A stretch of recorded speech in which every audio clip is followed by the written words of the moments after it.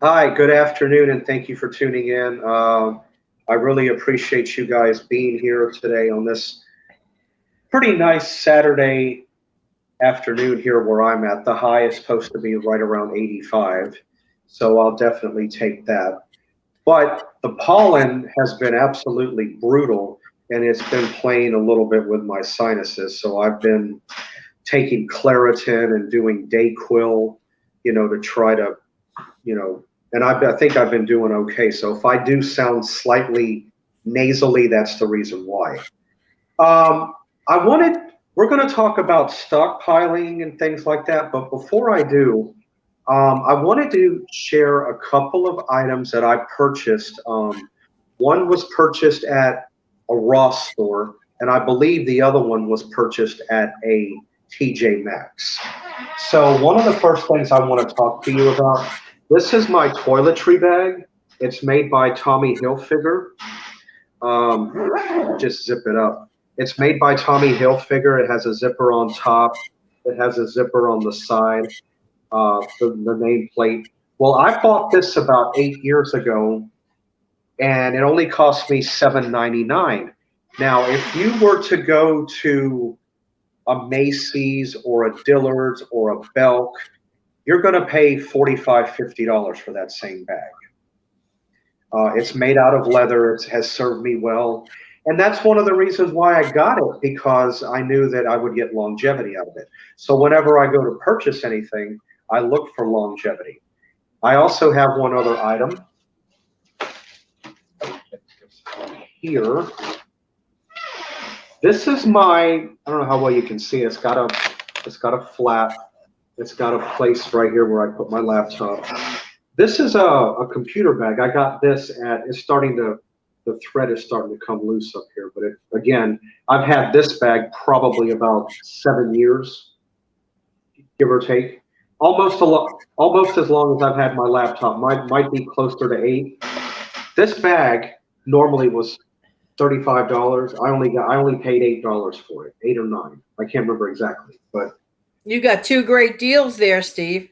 so whenever you go shopping, I do highly recommend going. We did a segment about thrift stores not too long ago, but I also recommend going to stores like Ross, TJ Maxx.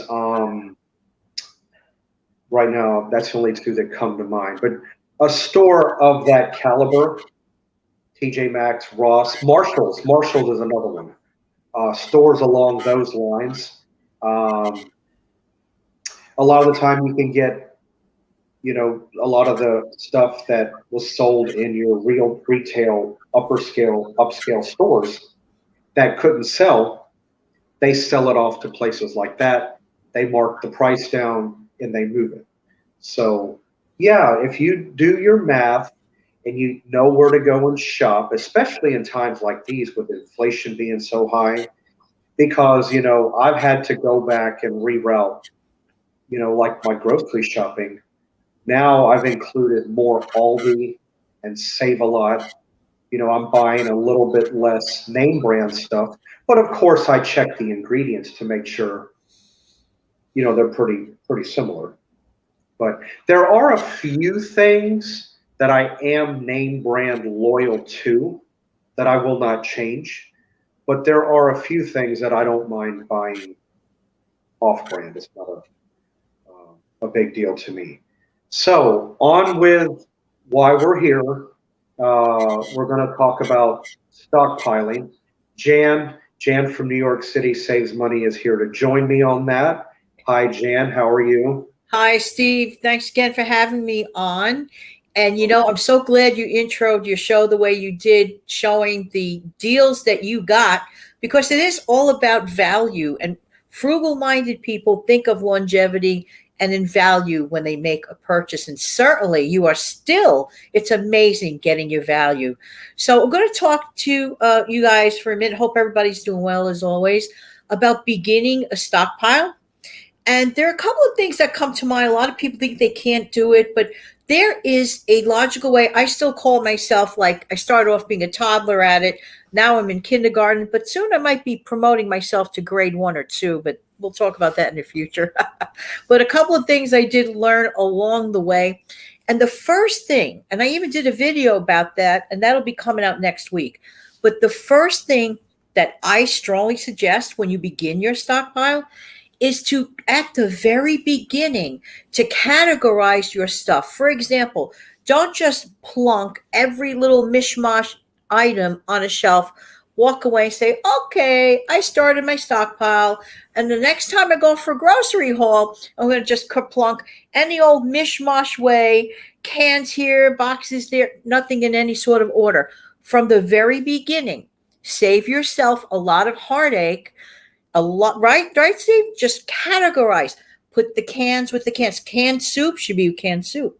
Canned spaghetti should be with canned spaghetti. Now, I know this sounds like basic information, which it really is, but if you do it from the beginning, you're not going to have a headache down the pike trying to figure things out. As a matter of fact, thanks, Steve.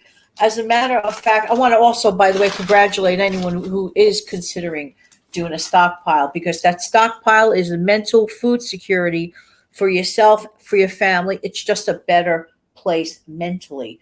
Mm-hmm. So let's think about the grocery store for a second. When you go to the meat section, more than likely, you're not going to find a box of cereal in the meat section, are you? Or if you're in the cereal section, more than likely, you're not going to find fresh meat in the cereal section. Right. That's the easiest way to categorize it, even in your mind. So think of your stockpile as your personal mini grocery store. That's tip number one. So start by individually categorizing it. Steve, did you want to add something to it? Or I have some more to say, but you could, if you want to jump in. Well, yeah. Well, what I want to throw in, I've basically already said it on a previous video, but I don't mind sharing it again because it is a valid fact. You happen to mention the meat section. Okay.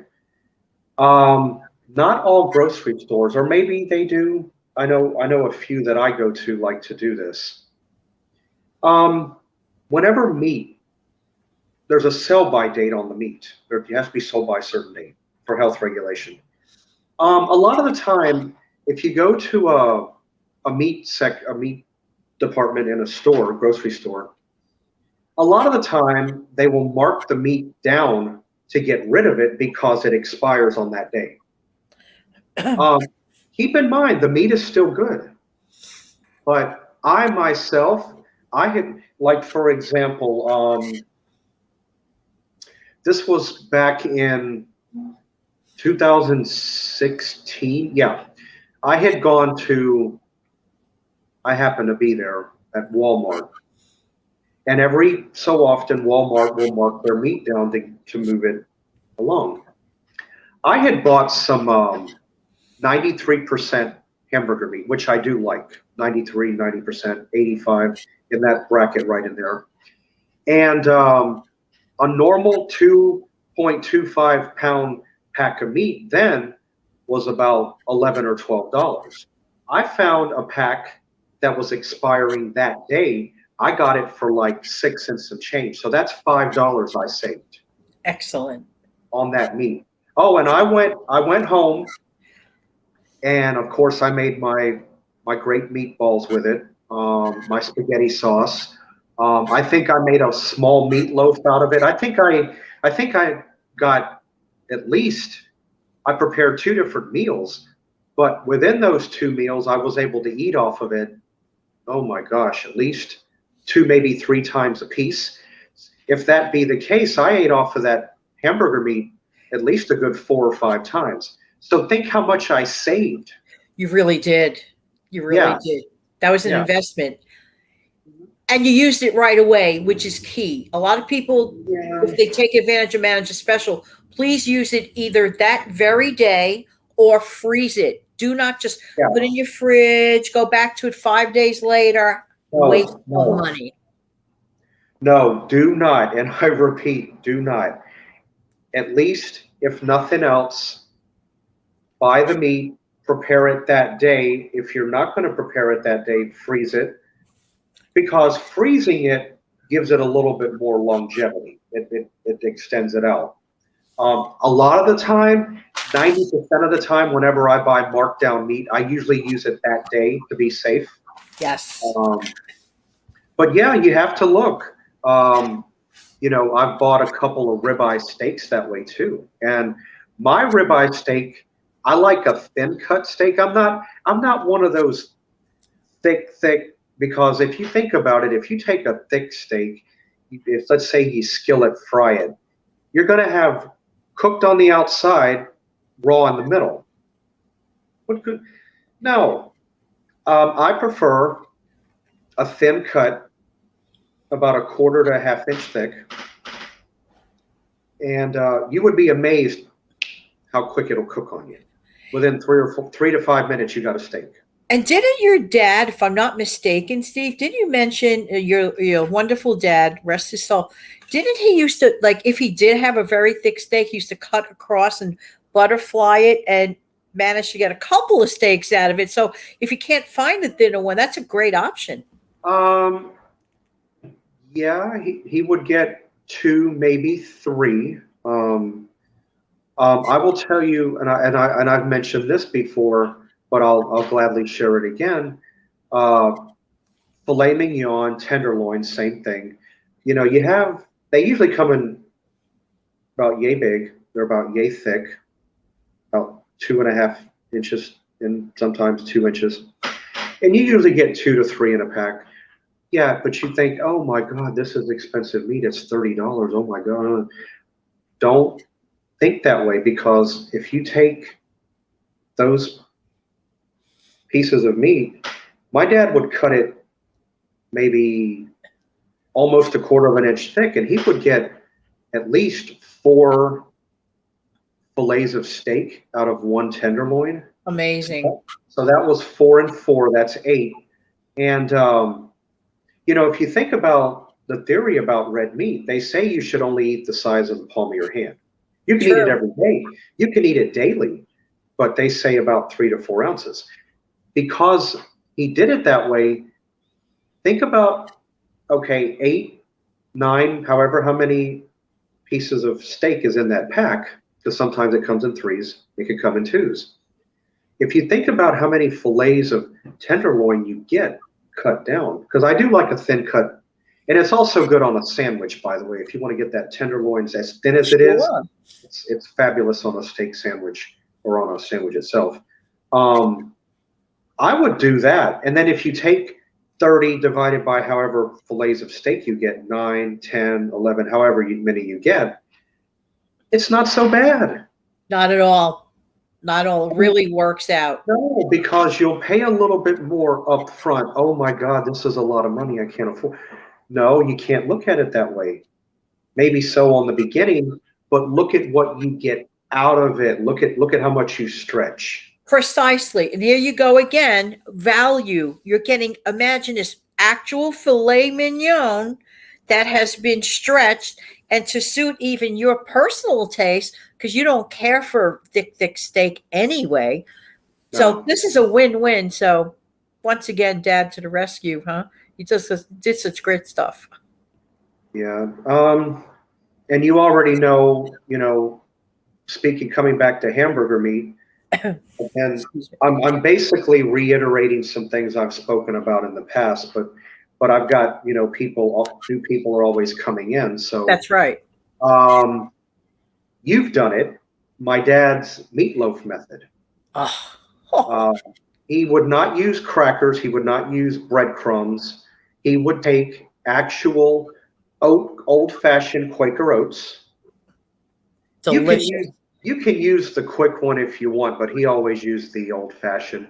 What it does is when you put it in your meat mixture, along with spaghetti sauce to give it that tomatoey taste, and it's absolutely Yes. what the oatmeal's going to do. Because when oatmeal cooks or gets hot, it expands, which yields more meatloaf. It does stretch it and it keeps it moist, Steve. And you're not, Yeah. some people might be scared. Oh, they're thinking of like a bowl of oatmeal and meat. No, you do not taste oatmeal whatsoever. Everything No. tastes like beef, everything. Yeah. Right. So that's Steve, I did want to add something in reference to stockpile. May I do that? It's just a couple of items for the beginning person that wants to open the stockpile. Just here are a couple of items that I highly recommend to the brand new person that's stockpiling. And right now, I'm just talking about the aspect of lunch and dinner foods, and they are canned meats like tuna, chicken, salmon, canned broth, rice, dried pasta, jams or jellies, peanut butter, beans, soups, canned fruits and veggies, dried fruit and veggies, complete canned meals like stews or spaghetti and meatballs. These are all wonderful to have. We never know in life when we are going to need our stockpile. Thanks so much, Steve, for having me. You're welcome. And I'm going to add a couple more items to that as well. I myself am a fan of Vienna sausages. Those keep well too. I prefer Libby's brand of all. I'm picky about that. That's what I grew up on. I prefer the Libby's. That, and I have one other item. Parmalat milk. There you go. Okay, Parmalat, it has a good shelf life. You don't have, and it keeps until you open it. Then you got to refrigerate it. Or if you use all of it, because, in the case of bad weather, you get a power outage. But let's say oh boy, I sure could go for a bowl of Frosted Flakes or Cinnamon Toast Crunch or Golden Grams or whatever your favorite cereal is. You have milk on hand. That's it. Another one that's good that I like, but I prefer it cold, is non-fat dry milk. Yes. I like it cold over room temperature if you give me a choice. But that's another savings in milk. I am a milk drinker, but I can't buy a gallon of milk because it'll go bad on me. I mean, I do drink milk, but I'm not a avid hardcore milk drinker, but I do drink it. But that would be a couple of avenues that you can take, is the non-fat dry and the Parmalat, and of course the Vienna sausage and things like that. Oh, wait, one more thing I must add, Steve, to your information, but not regarding food. Tonight, please come back tonight at 8 p.m. to my channel for an audio show of a price sticker shock price of an item. You will not believe it. I'm not getting into it. This information was shared to me by a friend and sent to me the facts, and you will not believe it. That's all I'm going to say. Okay. All right. I'll be there. Okay. All right. Well, Janet, glad you could be aboard with me this Saturday as usual. My pleasure. Thank you. Yeah. So anyway, guys, thanks for tuning in. I've got a really nice, I'm just trying to decide which one I want to do. I have a really nice recipe in store for you guys on Tuesday, so be on the lookout for that.